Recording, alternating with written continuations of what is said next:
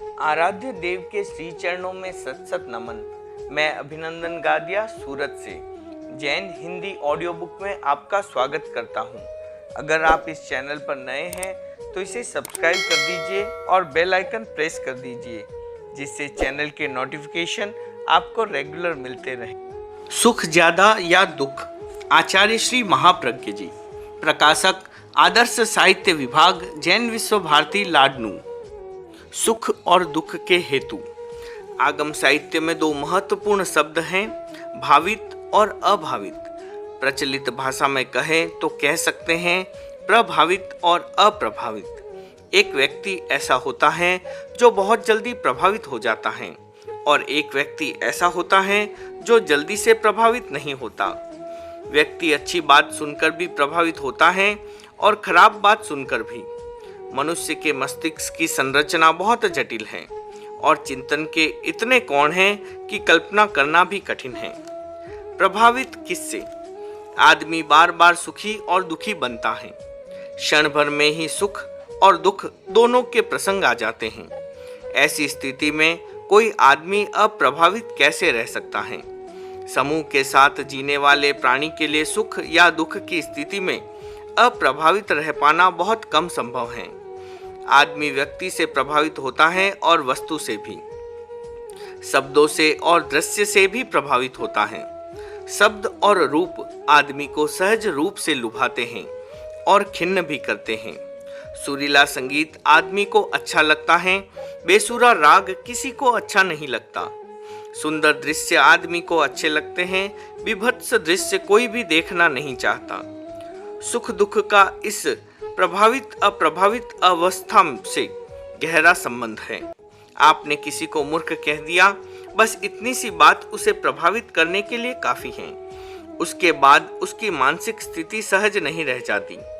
भीतर में बहुत सारे गहरे तक उद्वेलन शुरू हो जाता है। स्वभाव में उग्रता आ जाती है, मन में हिंसक भाव भी पैदा हो जाता है। सामर्थ्य है तो तुरंत वह आपसे भिड़ जाएगा, असमर्थ है तो खून का घूंट पीकर रह जाएगा, किंतु मन में घृणा और प्रतिहिंसा का भाव आएगा। किसी को जी भरकर गालियां दे, फिर भी उसके चेहरे पर अप्रसन्नता का भाव नहीं आए, निर्विकार बना रहे, तो समझ ले कि किसी कोई विशिष्ट भूमिका पर पहुंचा हुआ आदमी है। अपनी आत्मा में हर समय निवास करने वाला कभी बाहरी परिस्थितियों से प्रभावित नहीं होता। प्रभावित वही होता है जो हर समय शरीर के स्तर पर जीता है। हमारे जीवन के दो स्तर हैं, शरीर का स्तर और आत्मा या चेतना का स्तर। शरीर के स्तर पर वाणी और मन जुड़ा हुआ है। जो शरीर, वाणी और मन इन तीनों के साथ जीता है वह बाहर की स्थितियों से जल्दी प्रभावित हो जाता है। जो शरीर में रहता हुआ भी शरीर से परे आत्मा की भूमिका में चला जाता है वह परिस्थिति से प्रभावित नहीं होता।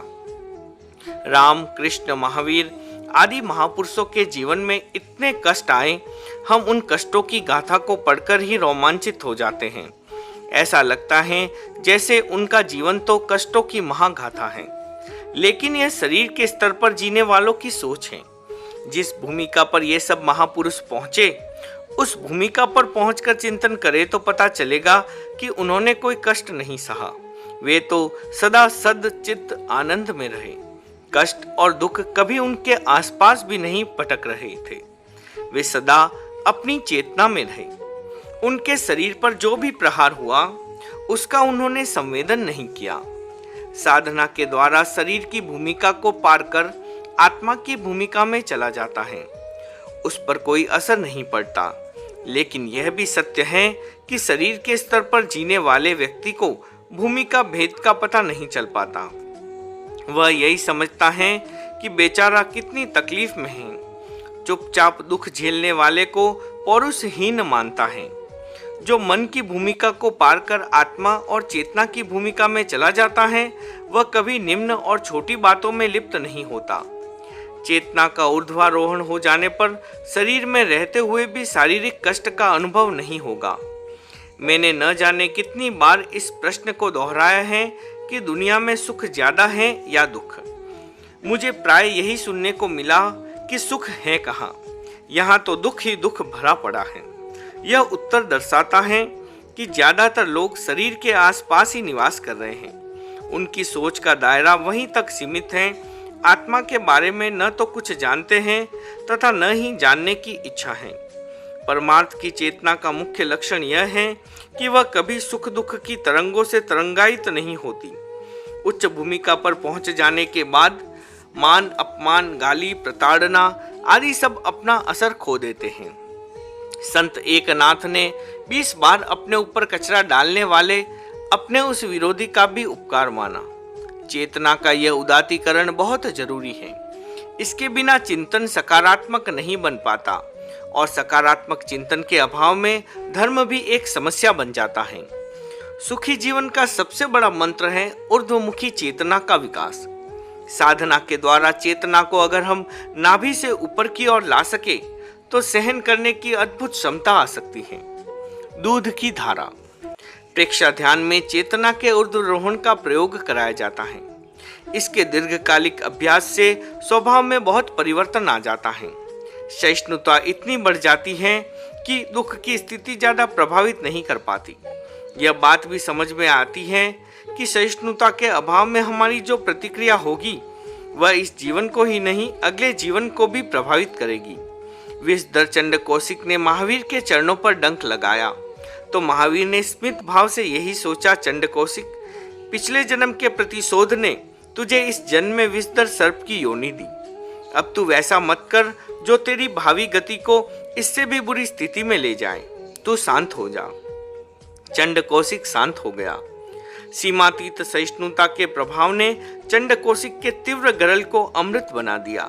कहा जाता है कि चंड कौशिक के द्वारा दंसित स्थान से रक्त की धार नहीं दुग्ध की धार निकली थी, यानी दूध की धारा निकली थी। मैंने अपने जीवन में बहुत से साधुओं को देखा और बहुत से गृहस्थों को भी। कुछ गृहस्थ तो ऐसे हैं कि आचरण में साधु से कहीं ज्यादा पवित्र और आचारनिष्ठ जीवन जीने वाले हैं। कई ऐसे साधु भी देखे जिनमें शुद्ध साधुत्व का लेश मात्र भी नहीं है। आचार का किसी देश और वेश के साथ कोई अनुबंध नहीं है। जिसने अपनी चेतना को ऊर्ध्वमुखी बना लिया वह ऊंची भूमिका पर पहुंच जाता है, फिर चाहे वह गृहस्थ हो या साधु। कुछ गृहस्थों का जीवन अनुत्तर होता है। मैंने राणावास के मिश्रीमल जी सुराणा को देखा। वे गृहस्थ वेश में साधु थे। उन्होंने अपने जीवन को संयममय बना लिया था। बहुत संपन्न परिवार के थे, किंतु सारी संपत्ति को छोड़कर व्रत ले लिया कि अपने श्रम से जो कमाऊंगा वही खाऊंगा, जिस दिन नहीं कमाऊंगा उस दिन नहीं खाऊंगा। पति पत्नी अनुपयोगी कागजों के लिफाफों और पैकेट बनाते और उन्हें बेचकर अपनी रोटी का प्रबंध करते। जीवन भर उन्होंने इस व्रत को निभाया। धर्म क्या देगा? गुणात्मकता या क्वालिटी आदमी के जीवन में भी होनी चाहिए, अन्यथा वस्तु की तरह आदमी की मूल्यवता पर भी प्रश्न चिन्ह लग जाता है। जैसे खराब वस्तु को कोई पसंद नहीं करता, वैसे ही खराब आदमी भी किसी काम का नहीं माना जाता। कीमत होती है क्वालिटी की। वस्तुओं के जो ब्रांड फेमस हो जाते हैं, डिमांड भी उन्हीं की होती है।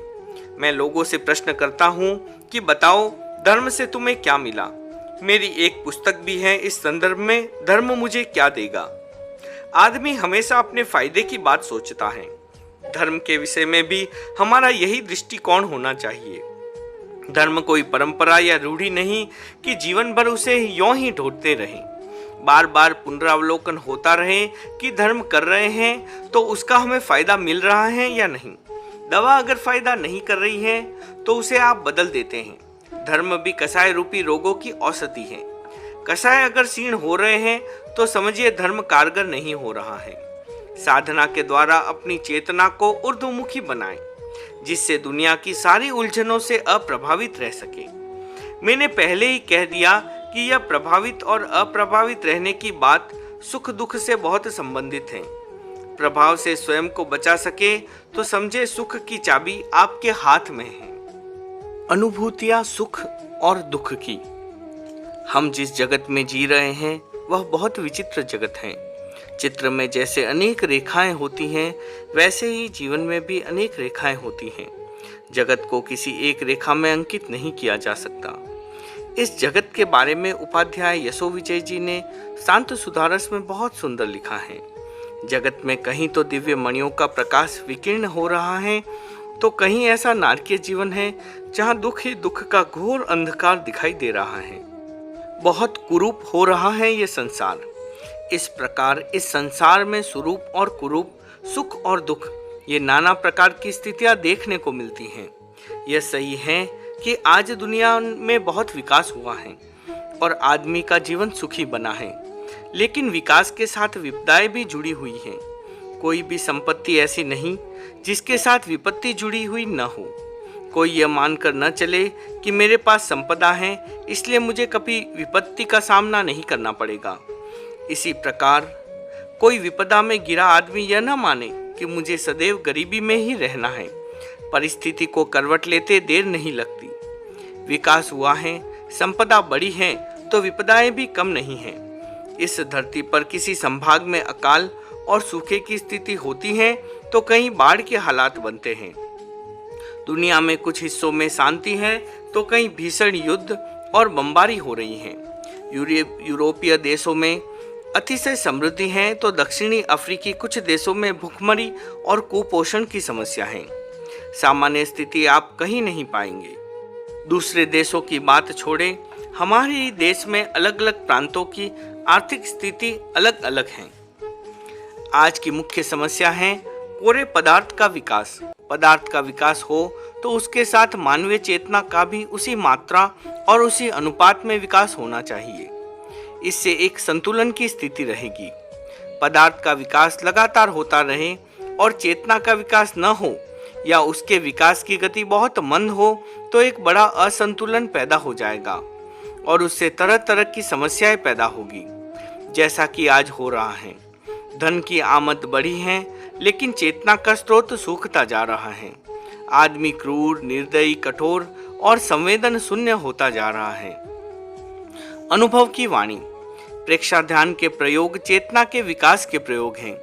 वह मेरे अनुभव की संपदा है। अश्रु वीणा जैसा काव्य जो 60 वर्ष पूर्व मैंने लिखा, उसका मूल्यांकन आज हो रहा है। हमने प्रकृति के साथ तादात्म्य स्थापित किया, वह काव्य के रूप में प्रकट हुआ। इसे अनुभव की वाणी कह सकते हैं। अपनी अनुभूति को शब्दों में पिरो देना ही तो कविता है। प्रकृति के साथ एकात्मकता या तादात्म्य स्थापित किए बिना आप संवेदनशील नहीं बन सकते और संवेदनशीलता के बिना कविता का बीज प्रस्फुटित नहीं होता। संवेदन शून्यता की स्थिति आदमी को क्रूर, हिंसक और अपराधी बनाती है। आपको सही मायने में आदमी बनना है तो अनुभव के सुख तक जाना होगा। पदार्थ का सुख प्राप्त कर सके या नहीं, अनुभूति का सुख आपको मिल गया तो आप स्वयं को कभी गरीब नहीं मानेंगे। गरीबी और अमीरी है क्या? इसका संबंध धन के साथ नहीं, अनुभूति के साथ है। यह नितांत भीतर की अनुभूति का मामला है। आप यह न माने कि महल में रहने वाला ही सबसे ज्यादा सुखी है। हो सकता है महल में रहने वाला बहुत दुख भोग रहा हो और झोपड़ी में रहने वाला बड़े सुख का अनुभव कर रहा हो। Professor Glenn D page America की हवाई यूनिवर्सिटी के प्रोफेसर हैं। कुछ दिन पूर्व प्रेक्षा ध्यान के एक शिविर में जो केवल विदेशियों के लिए लगाया गया था, उसमें भाग लिया। एक दिन वे मेरे पास आए और बोले, आज मुनि महेंद्र कुमार जी ने मुझे चैतन्य केंद्रों पर ध्यान करवाया। मुझे जिस आनंद की अनुभूति हुई वह मैं शब्दों में व्यक्त नहीं कर सकता। हम अमेरिकी लोग कभी सोच भी नहीं सकते कि पदार्थ या मैटर के अतिरिक्त और भी कोई चीज में हमें सुख मिल सकता है। पदार्थ के बीच में दिन रात रहने वाला मेरे जैसा व्यक्ति, जिसने जन्म से अब तक पदार्थ जनित सुख को ही देखा और भोगा, अब समझ पाया कि भीतर का आंतरिक सुख क्या चीज है। आज जिस सुख, शांति और संतुष्टि का अनुभव किया वह अब तक जीवन में कभी नहीं हुई थी। यह सुख कहाँ से आया? कहीं से आयात तो नहीं किया, कहीं से मांगा या खरीदा तो नहीं। यह आया भीतर के संतोष से। अगर कहूं कि भीतर बहुत सुख है तो क्या आप मान लेंगे? नहीं मानेंगे। जब तक आपको भीतर के सुख की अनुभूति नहीं होगी, आप कैसे मानेंगे कि भीतर में बहुत सुख है? उसे बाहर लाने की प्रक्रिया से जब तक आप गुजरेंगे नहीं, वह सुख प्रकट नहीं होगा। प्रेक्षा ध्यान उस सुख की अनुभूति की प्रक्रिया है, अभ्यास है। मानने और जानने का जगत अलग अलग होता है। मान लेना जान लेने से बहुत अलग है। आज मान लेने वालों की संख्या बहुत ज़्यादा है और जान लेने वालों की संख्या बहुत कम है, कम होती जा रही है। अध्यात्म के क्षेत्र में कभी जानने की विधि और प्रक्रिया बताई जाती थी, अब वहाँ भी यही कहा जा रहा है कि ऐसा तुम मान लो। प्राय सभी धर्मगुरु अपने अनुयायियों को मानने की ही शिक्षा दे रहे हैं। जानने की विधि या तो उनके पास है नहीं या उसे बताने में वे अपने अस्तित्व के लिए खतरा मानते हैं। मान लेने की इस प्रवृत्ति ने अध्यात्म जगत को तेजस्विता को मंद किया है, कुंद किया है। जहाँ तर्क और प्रश्न के रास्ते बंद कर दिए जाते हैं, वहाँ जड़ता अपना प्रभाव जमा लेती है। वहाँ फिर प्रवर्तक नहीं, अनुयायी ही पैदा होते हैं। मानना और जानना।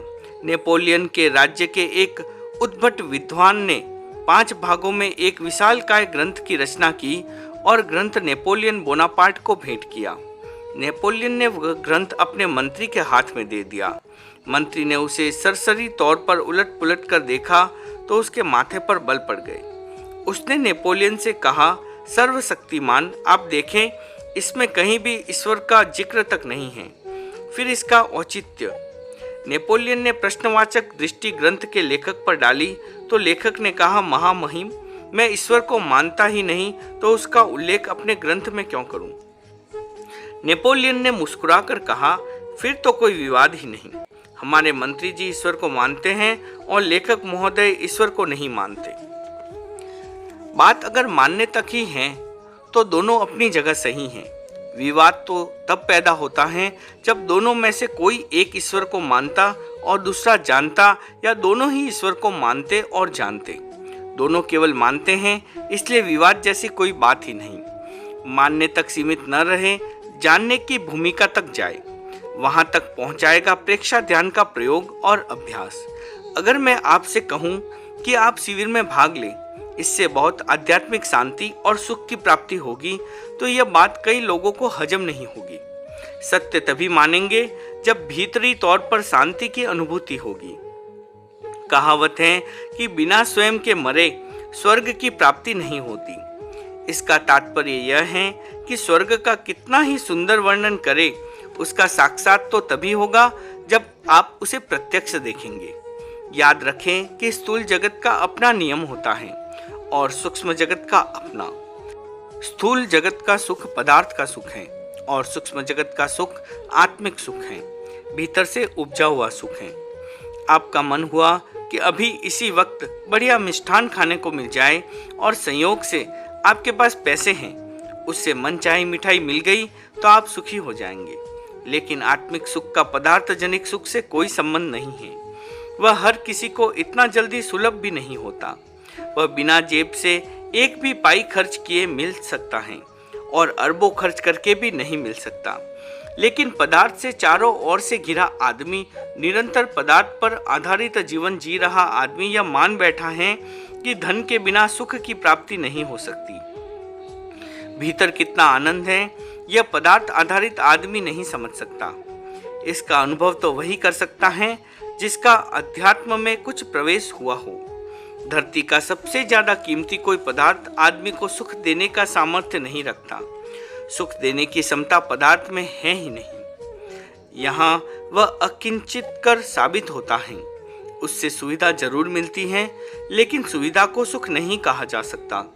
हम अपने आसपास कितने ही सुविधाभोगी लोगों को देखते हैं जिनके एक इशारे पर कोई महंगी से महंगी चीज उनके सामने पेश हो सकती है, लेकिन सुख उनसे कोसों दूर रहता है। 3 समस्याएं।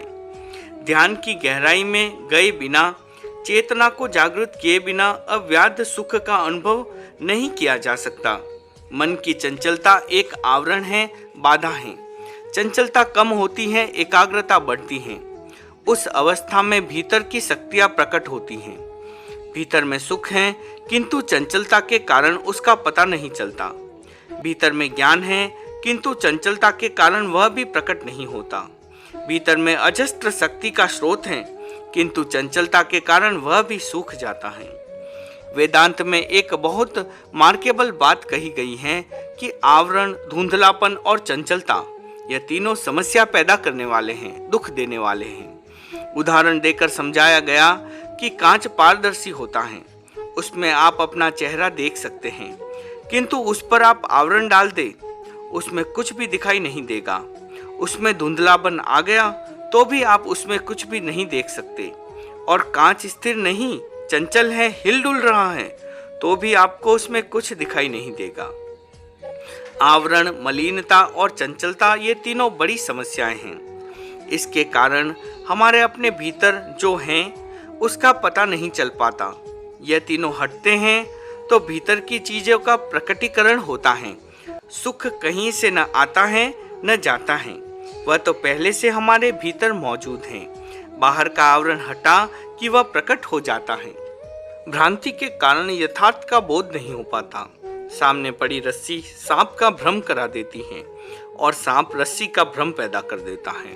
दृष्टि साफ हो तो सांप है या रस्सी, इसका निर्णय अपने आप हो जाएगा।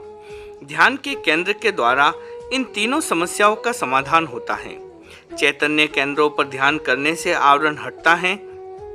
इसका अनुभवजन्य प्रयोग हम लगभग 40 वर्षों से करते आ रहे हैं। जब से प्रेक्षा ध्यान पद्धति खोजी गई, चिकामंडी की एक बहन की प्रेक्षा ध्यान में रुचि जागी।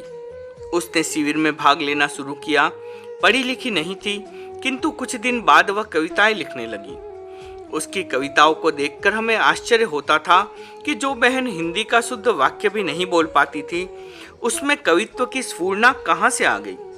लेकिन सोचने पर ज्ञात हुआ कि दर्शन केंद्र पर ध्यान करते करते ऊपरी आवरण हटा और इस बहन में ज्ञान स्वतः प्रकट हो गया। यह सामान्य बात है, इसमें कोई आश्चर्य नहीं होना चाहिए। भीतरी ज्ञान के लिए किसी शिक्षण संस्थान या यूनिवर्सिटी में प्रवेश लेने की जरूरत नहीं है। जैसा कि मैंने पहले ही कहा, ज्ञान तो हमारे भीतर पहले से ही मौजूद है। ऊपर एक आवरण आ गया है, राख जम गई है, उसे हटा दे, साफ कर दे, ज्ञान अपने आप प्रकट हो जाएगा। न कबीर पढ़े लिखे थे, न सूर, न रैदास। तुलसी को गुरु के द्वारा अक्षर ज्ञान जरूर मिल गया था।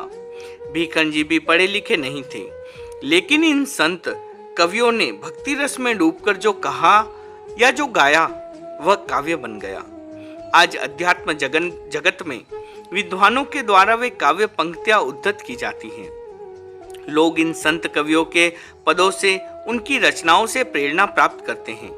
तेरापंथ संघ के एक संत थे मुनि बालचंद जी।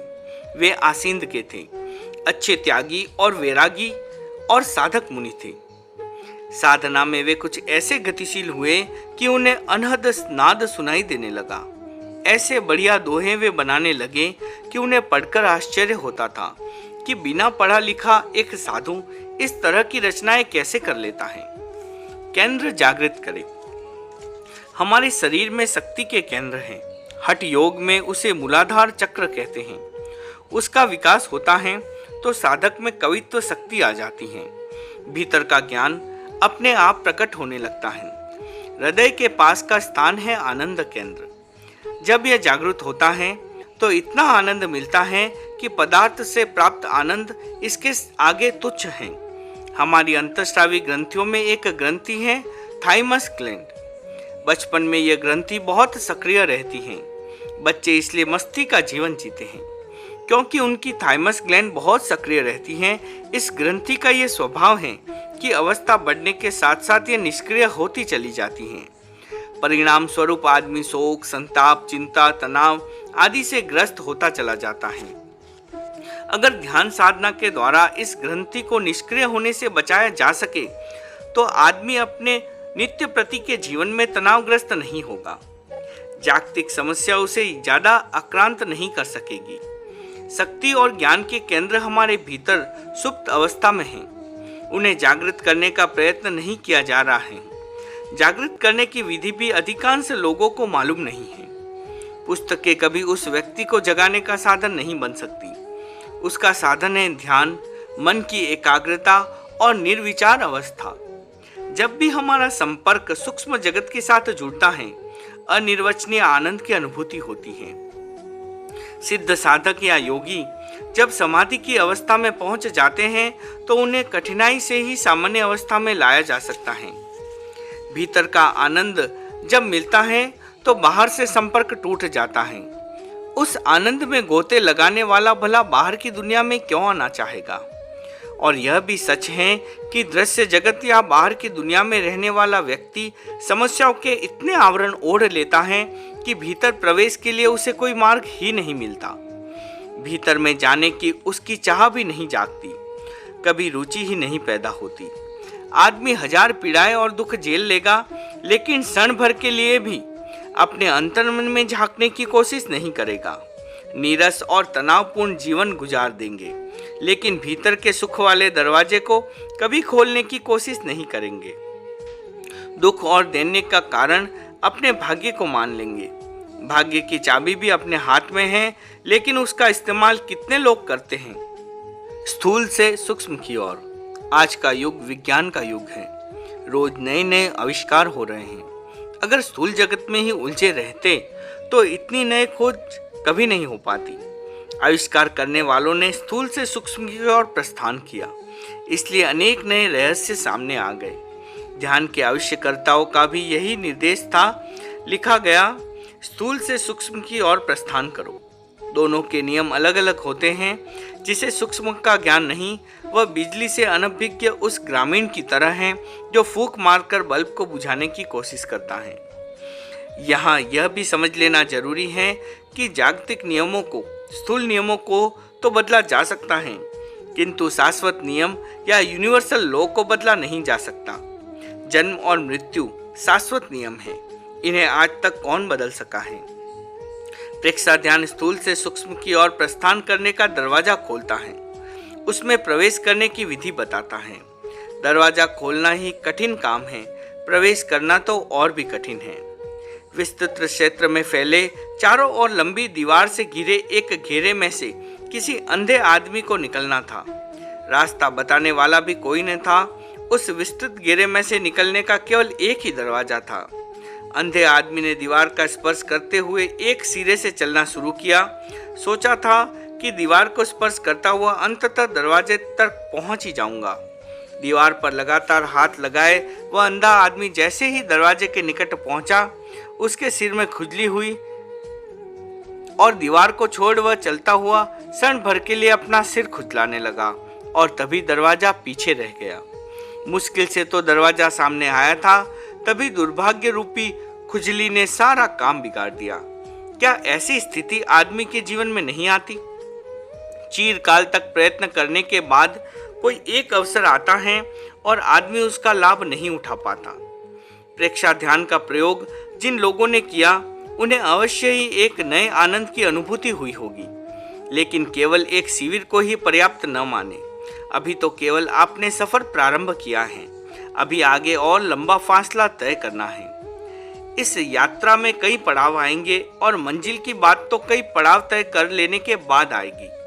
इतना आश्वासन हम आपको दे सकते हैं कि ध्यान के अभ्यास का ये सफर जारी रहा तो आपको स्वयं इतना आनंद आएगा कि मन के किसी कोने से एक आवाज निकलेगी कि हमने कितना समय व्यर्थ गंवा दिया। असली जीवन की शुरुआत तो अब हुई है।